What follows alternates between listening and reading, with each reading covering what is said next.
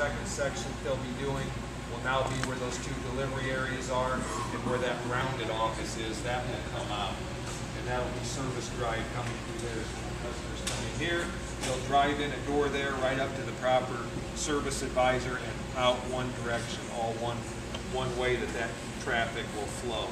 And then they'll come back into this section. All of our parts will be moved over into this side of the building, and what's now existing office and parts will become waiting room, independent waiting areas for each of the different brands. Each brand kind of has their own recommendations of what they want their customer waiting lounge to look like.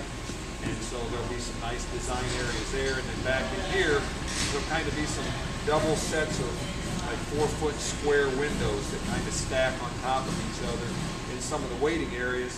So when customers are waiting for their vehicle, they'll be able to see their vehicle being worked on out here in the shop and what's going on. Can you move me to the corner? We're going to move Lou down outside and then set up a wind tunnel all the way around because we do not want that to be.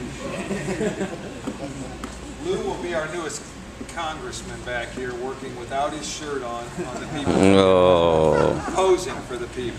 So I can see that coming. So a lot of exciting things that are going on. The last stage will be out front. There's a little different design for out front of the building than what there is right now on part of it with the canopy area. There'll be a canopy that goes out over part of that display area out front, so that'll look a little bit different too. But they're wanting to get started as quick as 3 weeks from now, so we'll be working around some different construction.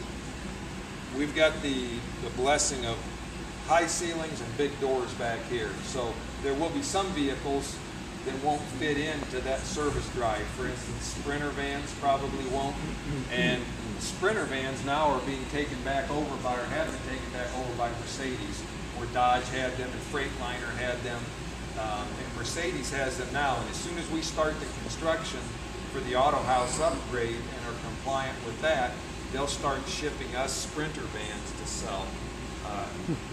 The biggest thing that will give us is the availability for doing the service work on them, because there's a lot of those vans that are running around right now that will be looking for a place to have them serviced.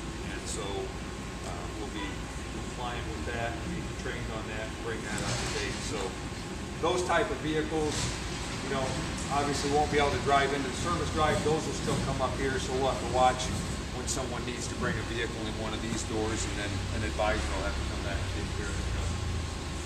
A lot of exciting things happening there. They want to get started within about 3 weeks, and the deadline that everything, front and back, everything is supposed to be finished is the middle of June, I believe they said. Wow. So it'll be quick. I mean, they'll be in here working, and there'll be times where we're kind of shut down. There'll be times on some of those showrooms where they'll put up temporary walls. Finance will have to be moved out. I mean, they're going to do enough construction on the Audi showroom that there'll be a period of time when they're working on that. We'll have to probably pull all those offices, including finance, out of there and relocate someplace else. So we'll work through those things, but my experience in the past is that type of activity breeds customer excitement. On one hand, you can say, well, that's going to be a pain for the customers to work through. On the other hand, what happens is that portrays to the customer that here's a business that's not sitting on their laurels.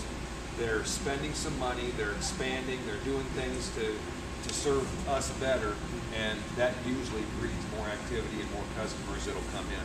So I'd like to even incorporate in our advertising a lot of this construction that we're doing for the next 2 or 3 months. So with that said, let's get on to our Employee of the Month for January.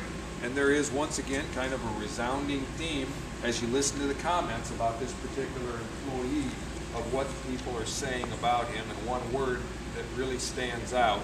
Matter of fact, in every one of 5 different comments that I received, the same word was used in every one of the comments. So let me read some of these things that were said about this employee. Always willing to help, very knowledgeable, and a dedicated employee. Always willing to help another technician. Helps everyone. He always helps out. And very reliable and knowledgeable, and he helps other employees. So I think everybody probably can see that the word for the day there was help.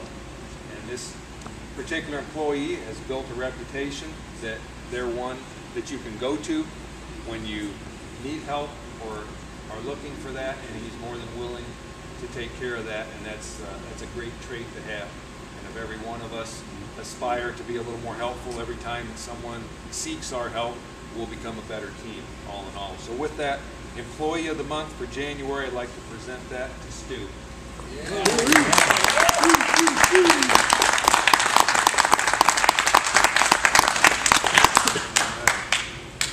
Looks like we have weathered the winter, at least at this point.